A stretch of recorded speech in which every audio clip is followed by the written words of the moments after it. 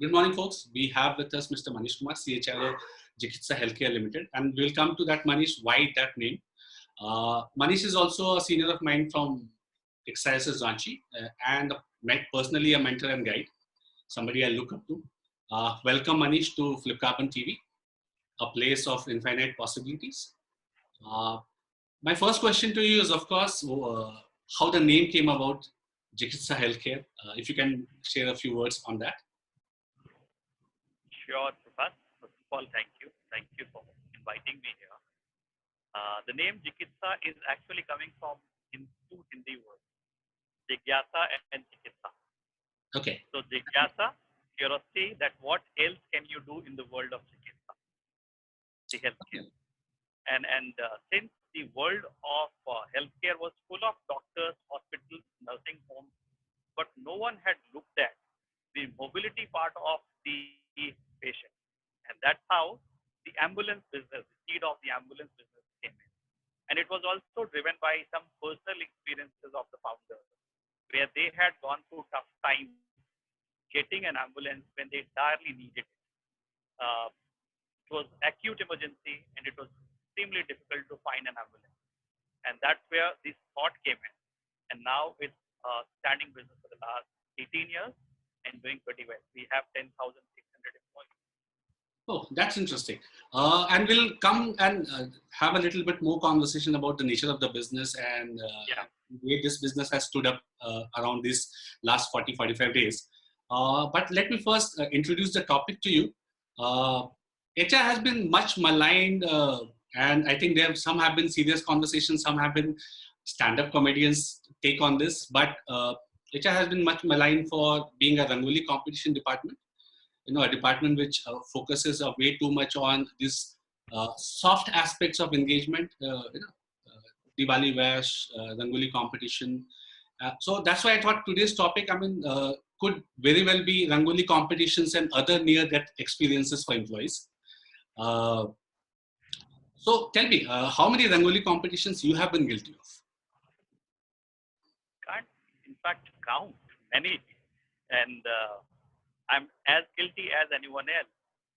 But in this entire journey of last 26 years, I've also been part of Rangoli competitions, which were like real good deep competition. So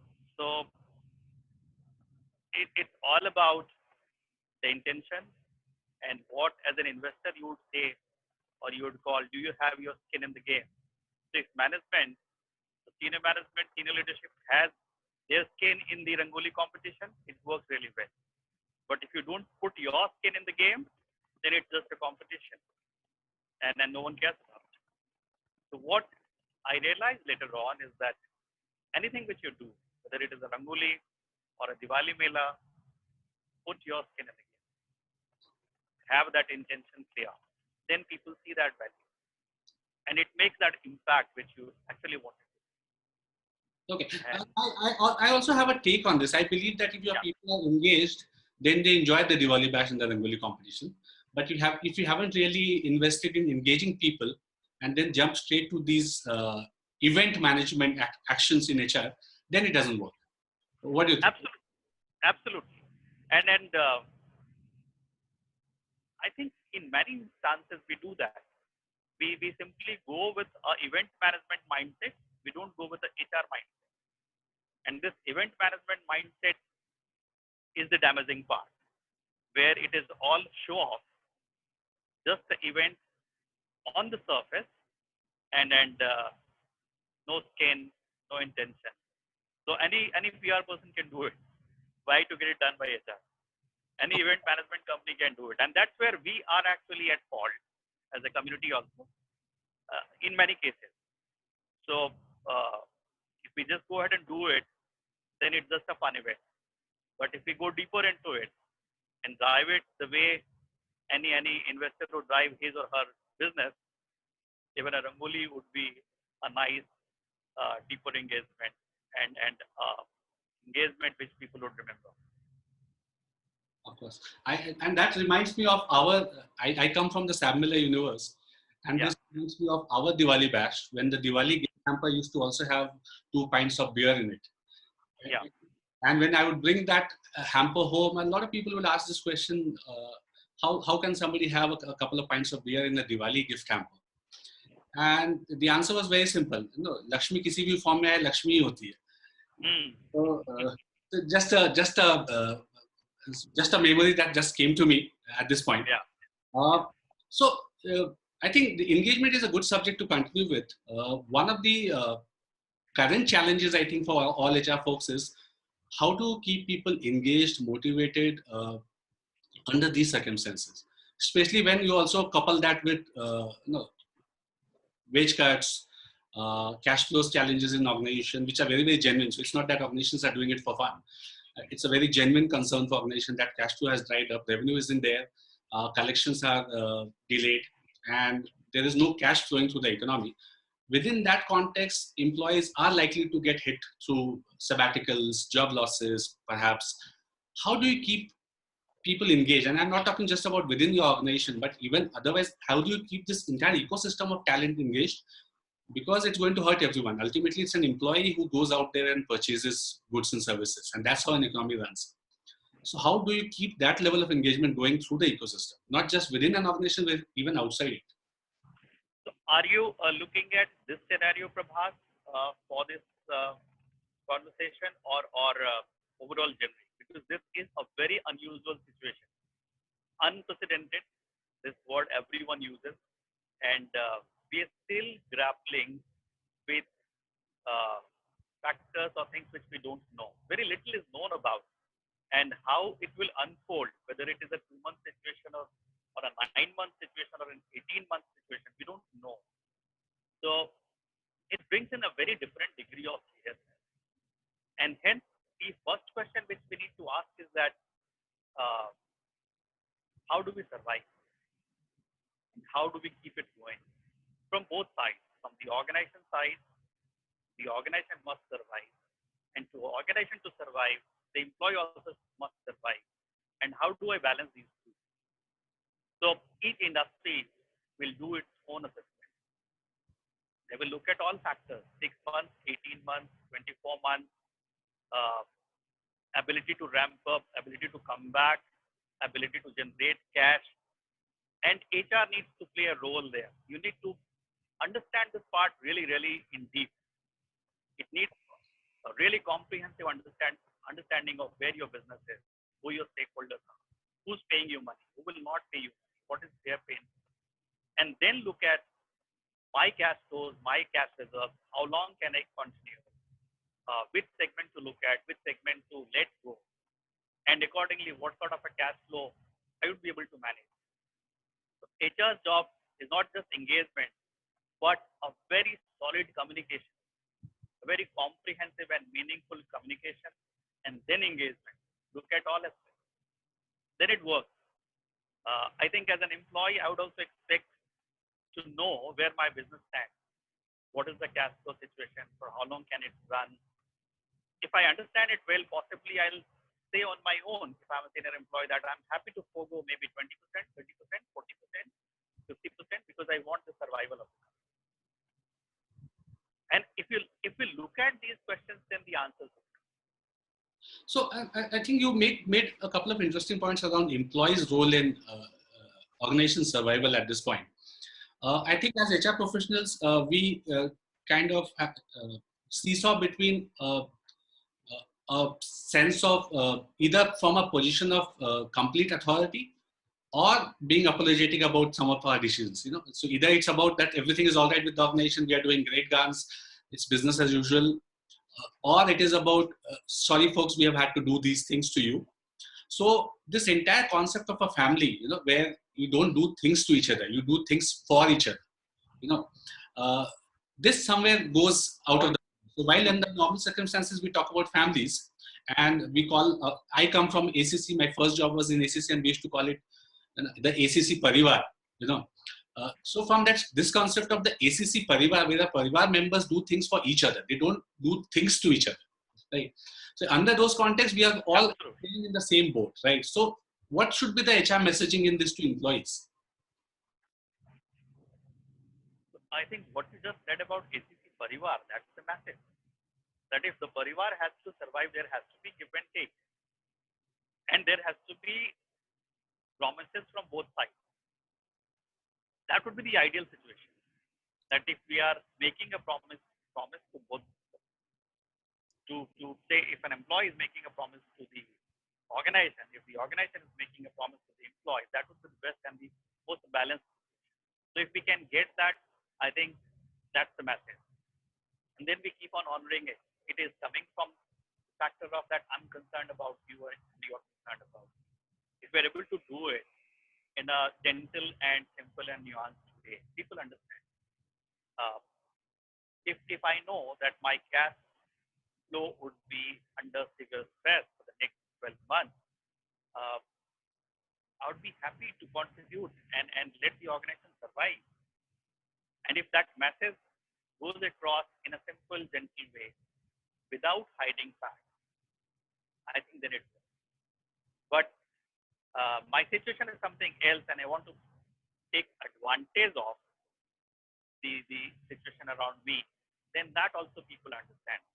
And that's where we have to get into all these kind of make-believe kind of communication, sounding apologetic, or making up excuses, or just giving it a sugar-coated kind of a language. Yeah.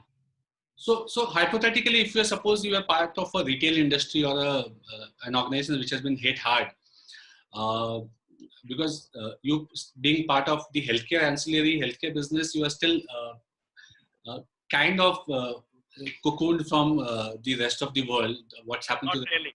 Not really. Talk about that also. But hypothetically, if you are suppose part of retail, which is completely shut down for the time being, or tourism, which is likely to be shut down for a long time, and obviously tough decisions would happen. Under those circumstances, what would be those 2 or 3 things you would say to people who still exist in the organization or who are still supposed to perform while they have seen a few colleagues lose their jobs, they have been all around wage cuts?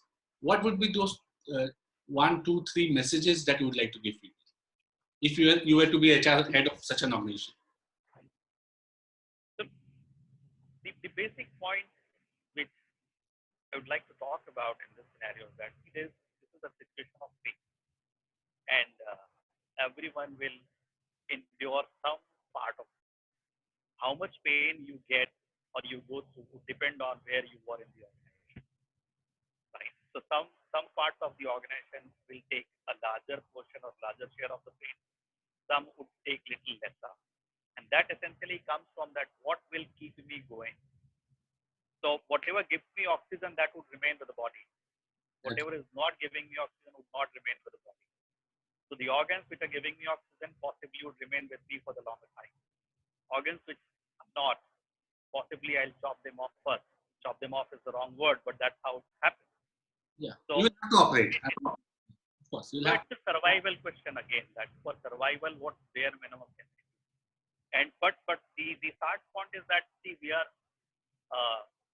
in ICU or we are under pain, and everyone will have to go through this period of pain. And as situation improves, we would like to call you back and do what we were doing in a good, happy time. Okay. So I'm not forgetting you, but yes, let me survive, go through this. If I come out all right, we'll all be together. Till then, goodbye. And I wish you all the luck. Figure out something else which will keep you happy and going, or at least it will help you survive. And the people who stay around, the people who kind of get lucky under these circumstances are still around, although they might have been wage cuts. And I've had my own personal experiences with my own clients where the leadership team has taken massive pay cuts to make sure that nobody has to lose their job and people continue in the organization. Or if there are pay cuts, there are marginal pay cuts for other people. So you still survive in the organization, but you do have an EMI to pay, still have school fees to pay. You have a house to run, you have parents to take care of. Under those circumstances, even 5,000 rupees less a month for certain set of people could be a significant amount of money less. And still they have to come to work and give it their best shot. What's the message for such people? See, these are people or organs whom you want to survive with you, be with you. And again, the question of that why we are in it together, we must explain. Why others have gone, we must explain. And what critical role you play in this journey of survival, that needs to be explained. It's not that they are not undergoing pain. They also have the added guilt of that others have lost their job and I'm still around. So my best friend, my colleague, my co-worker who was sitting next to me is no longer there, but I'm still here. So there is a feeling of guilt also. So this is where you as a leader or a senior HR manager or a senior business leader need to come and play a role. It's coming from the survival, but again, working for something where it will lead to a larger good, maybe 6 months, 12 months, 18 months down the line will again flourish. And that's where you're playing your role. You're building a platform for future. You're helping this platform to survive and again prosper when the good time comes. Okay. And I see my personal, I have seen some of my own colleagues at Flipcarbon work incredibly hard during this period. Almost every team member has stepped up and has been counted, and people have worked on multiple new projects trying to get them online. So that actually brings me kind of to the personal accountability question. I genuinely personally believe that if you can bring locus of control internal, and this is one of my favorite subjects. If you can get locus of control internal, then you can tide through any time. So that's what my inputs to my team has been. And I think one of the challenges that people will go through is when there are so many distractions out in the market, how to keep that locus of control internal. How have you been able to do that? Your career has been a career of many parts, right? How have you been able to do that? My own experience on this side has been that look at it very dispassionately. If you're not required, you're not required. It's a question of economics and a question of survival. Possibly you're not the best fit at this point of time, and possibly your exit might help the organization. Why not? It's like a fighting unit where 3 or 4 members volunteer to go in first and make contact with the enemy, while others are giving cover fire.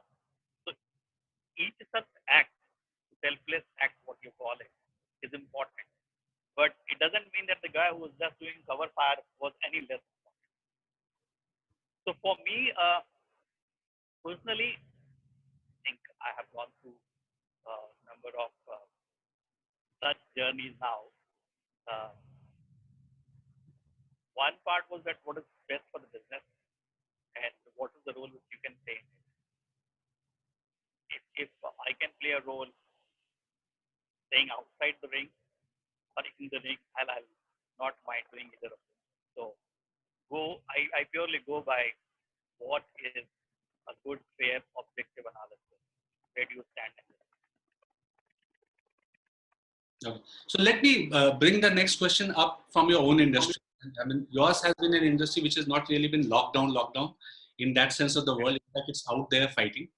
So what has been your experience at ZHL over the last 40, 45 days in terms of what's happening in the industry, how you have coped?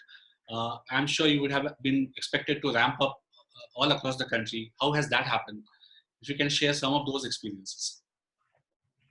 So Ziqtza operates ambulance services in 5 states: Punjab, MP, Jharkhand, Odisha, and Sikkim. Each state has its own challenges and a very different terrain when it comes to dealing with this kind of a situation. And right now, sitting and talking here with you, I am carrying a feeling of satisfaction that the team could do what it was supposed to be working on and what was expected out of us. So, be it tremendous ramp up, like making a 25-seater call center and taking it to 350 in a short span of 3 or 4 or 5 days, or making a distributed call center so that your operations run, work, even if one location goes down, or taking care of employees, their commutes, their food, their health, well-being, uh, ensuring that your ambulance crew remains supported at all times, uh, gloves, personal protection equipment, masks, kits, sanitizers, whatever it is.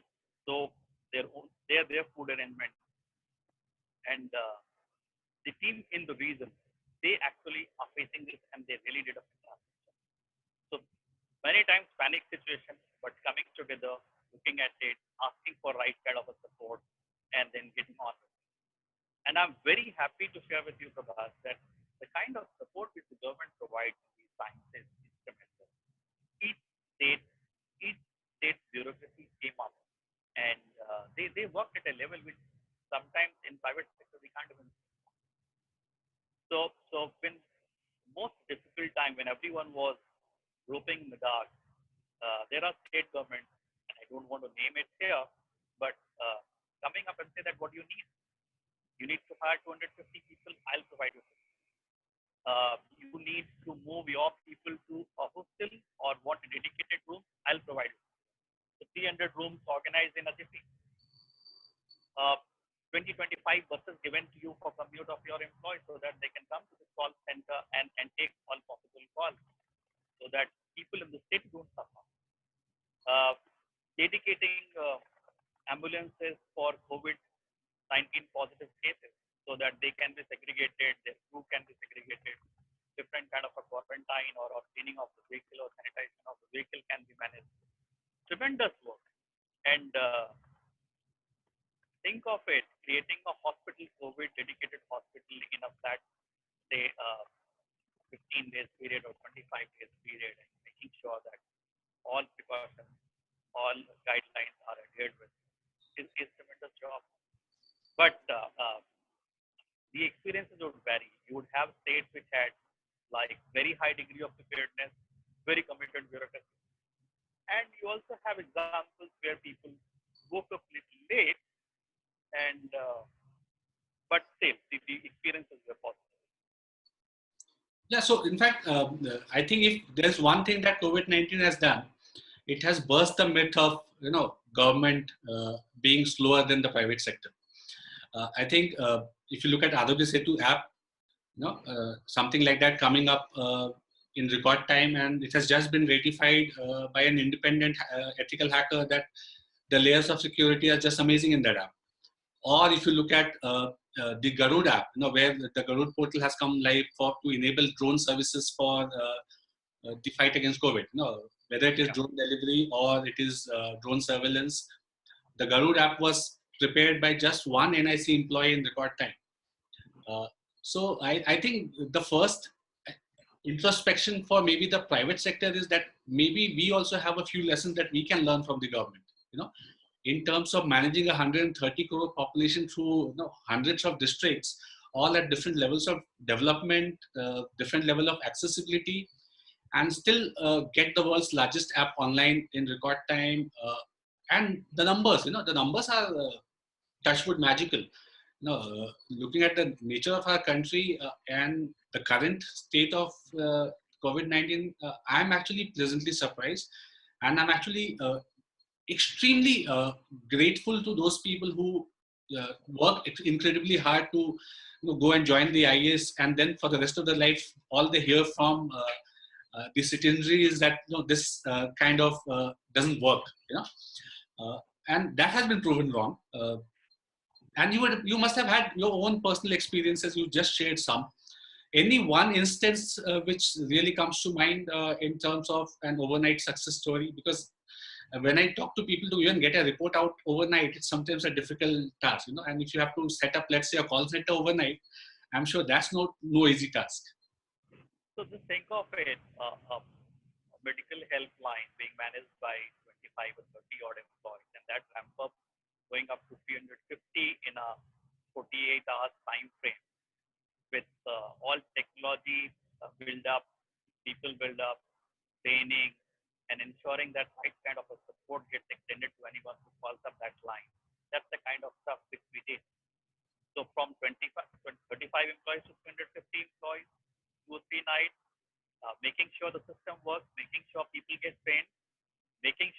they remain in a safe working environment, making sure that all kind of a right reports comes out, and there is no ball getting dropped anywhere. That uh, I think is amazing in any situation. And this was a very, very difficult and unique situation which we managed. Hats off to the team, and hats off to the bureaucracy, state bureaucracy, which helped us in executing this. Their simple thing was, what do you need? Tell me. And even when it came to hiring people, if you are struggling, let me know. They came back with uh, support and sources that here you can get your employees. Go ahead, deploy them, train them. They deployed their own officers, 10 to 12 senior officers, doctors to manage the situation, provide right kind of support. So helping and working hand in hand. Okay. So how do you see the current situation panning out? Next 12, 18 months? Any bhavishwani for the next 12 to 18 months? Good period to make a guess would be post monsoon, my own assessment. But otherwise, I'm not looking at a really, really very dark picture.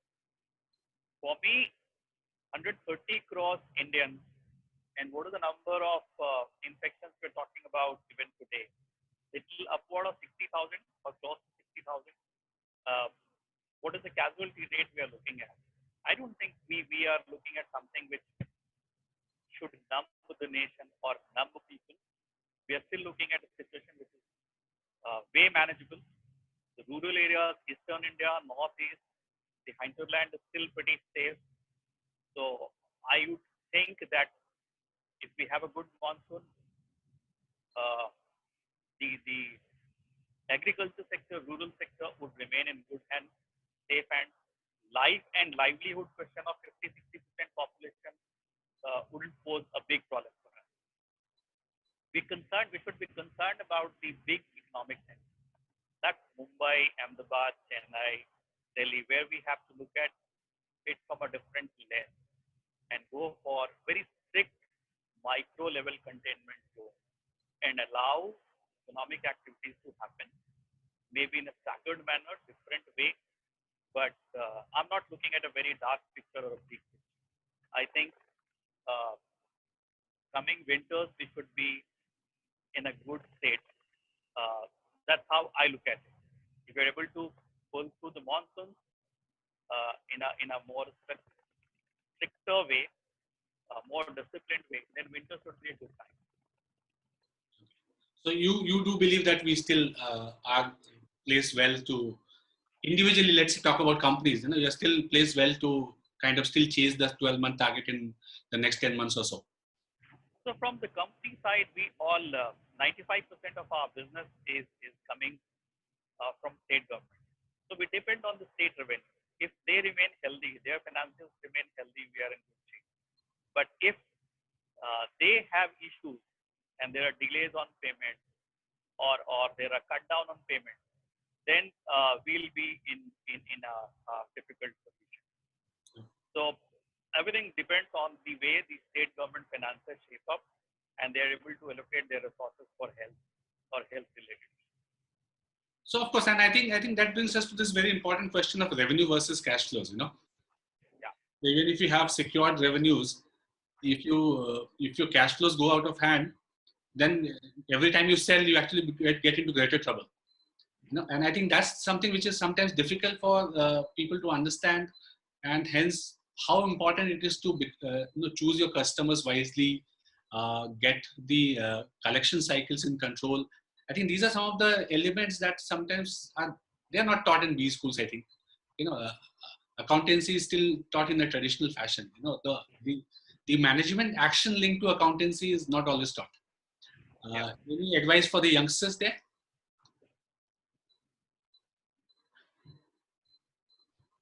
I think what you just said is something which people should focus on when you are joining an organization.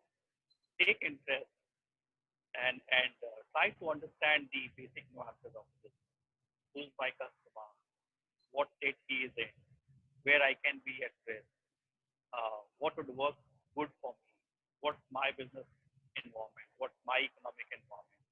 Asking these basic questions, engaging with seniors, trying to uh, understand these parts at fundamental level will make you a good professional. So I know coming from HR background, we would know most of the stuff about compensation, benefits, labor laws, what I need to be doing in a particular situation. But having a good understanding of your complete business environment will take you to that coveted corner, which normally HR people don't do. Let me change the track here a little bit. I do know that you come from Bihar, the land of ghee, masala, and hard work. Yeah. And I do know that you are a foodie. Are you the cooking kind, the eating kind, or the feeding kind? A good mix of all three. That's how you typically define a Bihari, right?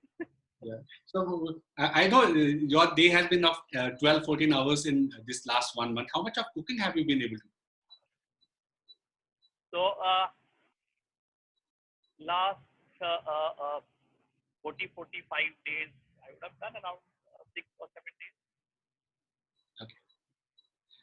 So now next question is a little serious because I have grappled with this question personally, and that's why I thought maybe let me check with you as well. Uh, how do you cope with the guilt of having 3 square meals on your plate every day when we see so many people going abject hunger, people walking home for 300, 400 kilometers? How do you cope with the guilt? Because I've been grappling with that guilt. It's actually this is the guilt which will keep you. This is without this guilt you won't remain a human. So every day, every meal, every action, this is playing somewhere in my mind. I can't live without this. So the only way I deal with it is that what I can do, what is it within my control. Keep on doing that right stuff. Big, small, large, doesn't matter. One small contribution, one big contribution, here and there. That's what I keep on doing. I keep on spreading the same message that do whatever you can. Doesn't matter whether it is small or insignificant. As long as you are doing it, some bit of satisfaction, some bit of a sense that I'm doing something will remain with you, will stay with you. That's the only way to deal with this feeling of guilt. But don't let this feeling of guilt go away. Okay, that's interesting. Don't let it get away. Yeah, yeah. That's what makes us human. That's a very powerful point, actually. Uh, the other thing that I noticed, in these times, it's actually quite difficult to keep a smile on. But Yeah. right through this conversation, you have been able to manage a smile on your face very, very frequently. What's your secret sauce? No definitive answer, Prabhas, for this one, but I think it's small parts. In small parts, the way I grew up, or the way we grew up in Bihar and Jharkhand, very simple way of looking at life, uh, very simple way of doing your own bit and keep moving on. Uh, keep it simple. Keep on doing the right stuff. That's what uh, keeps me grounded. And when I'm grounded, I'm happy with myself. When I'm sure that I haven't done anything wrong which has aggravated the situation, then it's a natural way of living. And the smile is a natural way of expressing myself that I'm still in control. Okay. You also carry the aura of someone who has kind of found a fix on the fleeting nature of personal ambitions and achievements. Uh, what's your message to people who are still kind of caught up in the third layer of Maslow's hierarchy of needs? Very difficult and complex question. Very difficult to answer also. Uh, People will figure out this on their own, right? About what stage of life you are. It's about the journey. So if you think that your existence is all because of your visiting card, then I think you're missing something big time. You are not your visiting card. You are not your designation. You are not your organization. There is and identity much beyond that. And I think it's all about finding your own identity. As long as you get fixated with the external world and leave it to the external world to define you, then I think you're doing injustice to yourself. So coming to this deeper question of who you are and then how do you define yourself, I think if you try to figure out an answer there, then it becomes easy. As well as what influences you, the kind of reading you do, the kind of people you live with, the influences around you. So very fortunate that I come across people who are extremely good, very nice human beings, powerful human beings, and that's also a big influence. Thank you, Manish, so much for speaking to Flipcarbon TV. You know we love talking to you. We'll come back to you again. Any last words you want to leave for our viewers? Well, keep on trying. I think this is a difficult situation, so just make your small bit of contribution will change it. Thank you so much. Viewers, we were talking to Manish Kumar, the CHRO of Ziqtza Healthcare Limited. Thank you, Manish, for your time. It was a pleasure talking to you. Thank you, Prabhash. Thanks again for inviting me.